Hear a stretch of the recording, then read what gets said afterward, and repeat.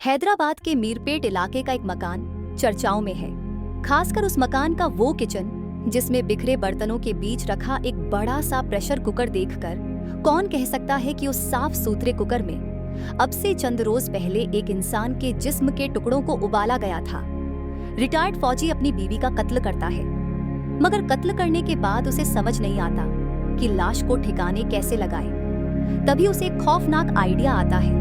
वो अपनी बीवी की लाश के छोटे छोटे टुकड़े करता है, फिर उन टुकड़ों को बारी बारी से घर के किचन में रखे प्रेशर कुकर में उबालता है। अगले 72 घंटों तक वो ऐसा ही करता रहता है। इसके बाद वो इंसानी जिस्म के उबले हुए उन टुकड़ों को एक लेक में ले जाकर फेंक देता है।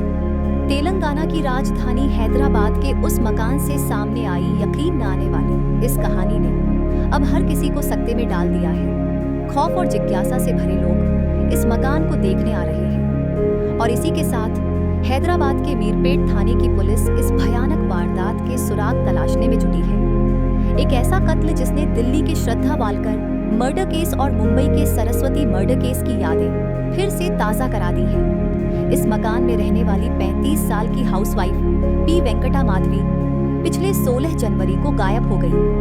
मूल रूप से आंध्र प्रदेश के नांदयाल की रहने वाली माधवी की शादी 13 साल पहले गुरुमूर्ति से हुई थी। गुरुमूर्ति आंध्र प्रदेश के ही प्रकाशम जिले का रहने वाला है। 45 साल के गुरुमूर्ति ने पहले एक फौजी के तौर पर इंडियन आर्मी में काम किया और फिर वहां से रिटायर होने के बाद उसने अपने बीवी बच्चों के साथ हैदराबाद में सेटल हो गया। गुरुमूर्ति इन दिनों defence research and development organisation यानी DRDO के कंचन बाग सेंटर में एक सिक्योरिटी गार्ड के तौर पर काम किया करता था। लेकिन सब कुछ अच्छा होने के बावजूद 16 जनवरी को माधवी अचानक अपने घर से गायब हो गई। माधवी फोन पर अक्सर अपने माता पिता और रिश्तेदारों से बात किया करती थी, लेकिन 16 जनवरी को वो अपने घर से गायब क्या हुई, उसका मोबाइल फोन भी स्विच्ड ऑफ हो गया। उधर नांदयाल में उसके माता पिता अपनी बेटी के गायब हो जाने से काफी परेशान हो गए। उन्होंने अपने दामाद गुरुमूर्ति से माधवी के बारे में पूछा, लेकिन गुरुमूर्ति ने उन्हें जवाब दिया कि उसका और माधवी का झगड़ा हो गया था। 18 जनवरी को अपनी बेटी की तलाश में हैदराबाद की वेंकटेश्वरा नगर कॉलोनी पहुंचे। वहां उन्होंने अपनी बेटी की गुमशुदगी की रिपोर्ट दर्ज करवाने का फैसला किया। हैदराबाद आने के बाद पहले उन्होंने अपने दामाद से बात की और फिर तीनों मिलकर माधवी की गुमशुदगी की रिपोर्ट दर्ज करवाने मीरपेट थाने पहुंचे। वैसे रिपोर्ट बेशक माधवी के माता पिता और पति ने साथ मिलकर दर्ज करवाई हो, लेकिन सच्चाई यही थी कि आखिरी बार अगर किसी ने माधवी को देखा था तो वो उसका पति गुरुमूर्ति ही था, क्योंकि माधवी अपने पति के घर से ही गायब हुई थी। ऐसे में पुलिस ने माधवी के माता पिता से सवाल जवाब करने के साथ साथ गुरुमूर्ति से भी पूछताछ करने का फैसला किया। गुरुमूर्ति ने पुलिस को बताया कि 16 जनवरी के दिन माधवी मकर संक्रांति की छुट्टियों में अपने घर नांदयाल जाना चाहती थी। वैसे तो मकर संक्रांति बेशक 14 जनवरी को मनाई गई, लेकिन दक्षिण भारत में ये पोंगल के तौर पर 4 से 7 दिनों तक मनाई जाती है। गुरुमूर्ति ने कहा कि वो नहीं चाहता था कि इस बार उसकी पत्नी मकर संक्रांति के मौके पर अपने घर जाए और बस इसी बात को लेकर उसकी माधवी से कहासुनी हुई और माधवी गुस्से में आकर घर से बाहर निकल गई।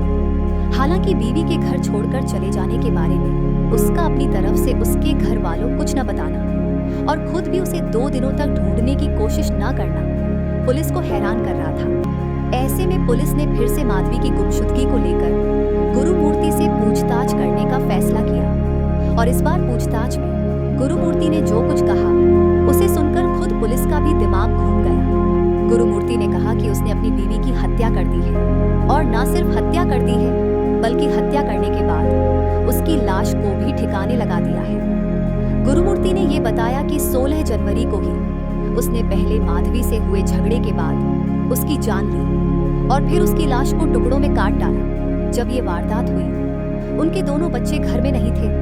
दोनों मकर संक्रांति की छुट्टियों में गुरुमूर्ति की बहन यानी अपने बुआ के घर गए थे। गुरुमूर्ति अब एक रोंगटे खड़े करने वाली कहानी सुना रहा था। उसने बताया कि माधवी की जान लेने के बाद लाश को ठिकाने लगाना उसके लिए एक बड़ी चुनौती थी। चलते उसने पहले मकान के बाथरूम में माधवी की लाश के टुकड़े किए और फिर उन टुकड़ों को घर में रखे प्रेशर कुकर में उबालना शुरू कर दिया, जिससे उन्हें ठिकाने लगाने में सुविधा हो और लाश भी ना सड़े। इस काम में उसे 54 से 72 घंटों का वक्त लगा।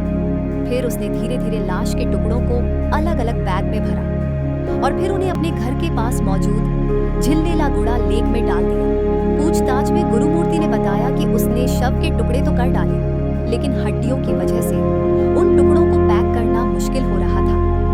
ऐसे में उसने मसाला पीसने वाले मूसल से पहले हड्डियों तोड़ा और उन्हें भी चूर चूर कर जिस्म के बाकी हिस्सों के साथ बैग में भर लिया और फिर लेक में जाकर फेंक दिया। ऐसे में अब पुलिस ने फॉरेंसिक एक्सपर्ट्स की मदद से उसके पूरे मकान की स्कैनिंग करने का फैसला किया है, ताकि अगर वहां लाश को ठिकाने लगाए जाने से पहले उसे टुकड़े करने और पकाए जाने की कोई घटना सचमुच हुई है तो उसके सबूत जुटाए जा सके। हालांकि पुलिस सूत्रों को सीसीटीवी फुटेज की सूरत में कुछ ऐसे तथ्य हाथ लगे जो इस केस के रहस्य को और बढ़ा रहे हैं।